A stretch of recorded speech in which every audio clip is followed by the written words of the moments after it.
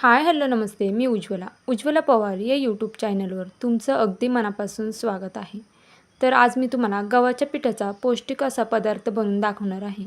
तर इथे मी त्यासाठी 1 वाटी गहू घेतला आहे, 1 वाटी गूळ घेतला आहे आणि इथे 1 छोटा चमचा वेलची पावडर घेतली आहे. आता हे सगळं साईडला ठेवून आपण एका बाउलमध्ये हा गूळ घालून घ्यायचा आहे. त्यानंतर यामध्ये आपल्याला ही 1 वाटी पाणी घालायचं आहे.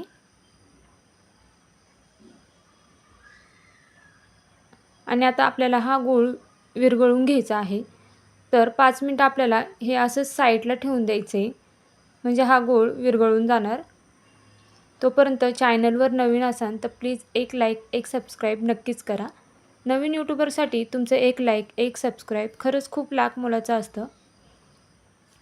तर पाहू शकता आपला गूळ वितळतोय. तोपर्यंत आपण इथे जे गव्हाचं पीठ घेतलं आहे ते आपण एका बाउलमध्ये काढून घेऊया. त्यानंतर यामध्ये आपल्याला वेलची पूड घालायची आहे. त्यानंतर इथे थोडंसं मीठ घ्यायचं आहे, चिमूटभर ते घालायचं आहे.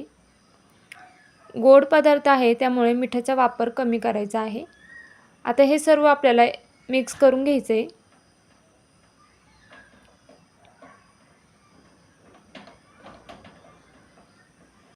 तर इथे 5 मिनिटं झाले आहेत आणि पाहू शकता आपला गूळ व्यवस्थित असा वितळला आहे. आता हे पाणी आपल्याला या पिठामध्ये घालून घ्यायचं आहे. तर इथे आपल्याला गाळणीमध्ये हे गाळून हे पाणी पिठामध्ये घालायचं आहे, जेणेकरून गुळामध्ये कचरा किंवा माती वगैरे असते ती यामध्ये पडणार नाही. तर आता मी अगोदर थोडंसं पाणी यामध्ये घातलं आहे. आता हे आपण मिक्स करून घेऊया व्यवस्थित.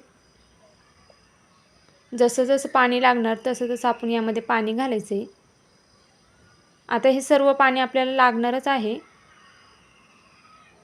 पण अगोदर थोडं पाणी घालून हे व्यवस्थित मिक्स करून घ्यायचं आहे.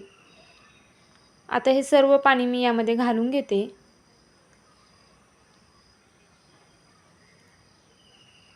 एवढं पाणी घालून सुद्धा जर आपल्याला बॅटर घट्ट वाटलं तर अजून एक्स्ट्राचं दुसरं पाणी आपण घालू शकतो.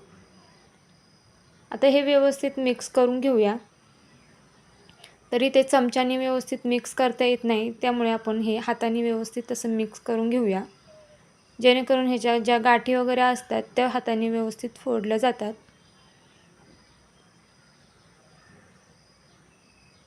तर पाहू शकता असं आपल्याला हे सर्व व्यवस्थित मिक्स करून घ्यायचं आहे. आता इथे मला थोडं पीठ घट्ट वाटतंय, त्यामुळे मी यामध्ये थोडंसं आणखीन पाणी घालणार आहे.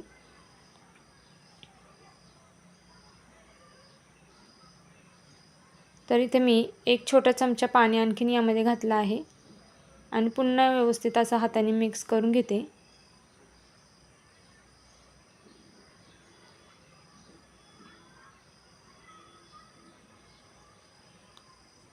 तर अजून थोडंसं पाण्याची गरज वाटते यामध्ये, तर मी आणखीन थोडंसं पाणी यामध्ये घालते. तुमच्याकडून जर पाणी जास्त झालं तर तुम्ही यामध्ये आणखीन पीठ ॲड करायचं, म्हणजे मग ते व्यवस्थित होतं. तर पाहू शकता आता मी व्यवस्थित हे असं मिक्स करून घेतले. तर अशा पद्धतीने आपल्याला हे पीठ हवं आहे.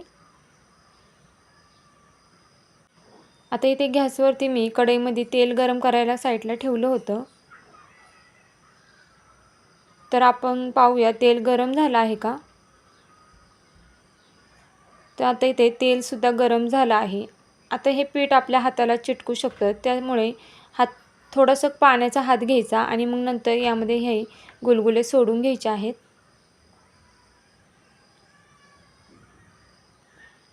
सोडताना आपल्याला हे छोटे छोटे सोडायचे आहेत, कारण की ते नंतर मग फुलतात आणि डबल होतात. तर अगदीच छोटे छोटे मी यामध्ये गुलगुले हे सोडून घेते.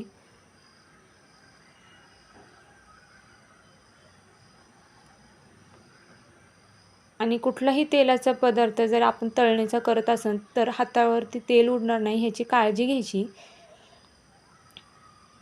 तर पाहू शकता इथे मी सर्व गुलगुले यामध्ये सोडून घेते, म्हणजे जितके आपल्या कढईमध्ये बसणार आहे तितके यामध्ये आपल्याला सोडून घ्यायचे आहेत. ते 1 मिनिट असंच ठेवायचं आणि मग नंतर आपल्याला हे हलवायचं आहे, लगेच मिक्स नाही करायचं. तर पाहू शकता 1 मिनिट झालेत. आता हे आपण असे सगळीकडून तळून घेऊया व्यवस्थित. तर फार वेळ लागत नाही, अगदी 2 ते 3 मिनिटात हे तळून होतात.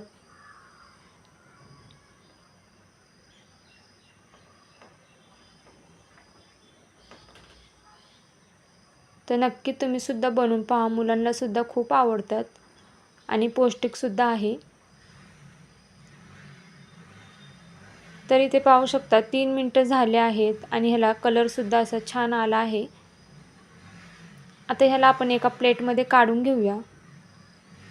खूप जास्त ब्राऊन नाही करायचे, नाहीतर मग ते कडवट लागतात. यामध्ये आपण गूळ घातला आहे, त्यामुळे ते लवकरच करपले जातात. आता हे आपण एका प्लेटमध्ये काढून घेऊया आणि त्याच पद्धतीने दुसरेसुद्धा आपण बॅच यामध्ये घालून घेऊया. चॅनलवर नवीन असाल तर प्लीज एक लाईक, एक सबस्क्राईब नक्कीच करा. नवीन यूट्यूबरसाठी तुमचं एक लाईक, एक सबस्क्राईब खरंच खूप लाख मोलाचं असतं.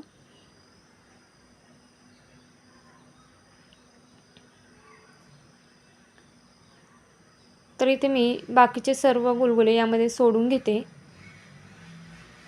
तर पाहू शकता इथे सर्व गुलगुले यामध्ये मी सोडून घेतले आहेत. आता हे आपल्याला असे आलटी-पलटी करून सगळीकडून व्यवस्थित तळून घ्यायचे आहेत.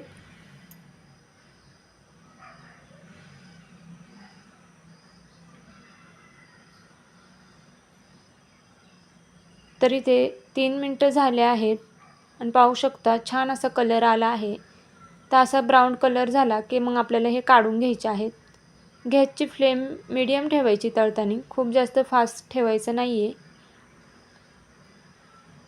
आता मी हे एका प्लेटमध्ये काढून घेते. तर कशी वाटली तुम्हाला आजची ही गव्हाच्या पिठाची पौष्टिक रेसिपी हे मला कमेंट करून नक्कीच सांगा. तुम्ही माझे व्हिडिओ कुठून पाहताय हे देखील कमेंट करून सांगायला विसरू नका. आणि चॅनलवर नवीन असाल तर प्लीज एक लाईक, एक सबस्क्राईब नक्कीच करा. नवीन यूट्यूबरसाठी तुमचं एक लाईक, एक सबस्क्राईब खरंच खूप लाख मोलाचं असतं. तर भेटूया उद्या एक अशाच नवीन रेसिपीसोबत. तोपर्यंत सर्वांनी काळजी घ्या. बाय.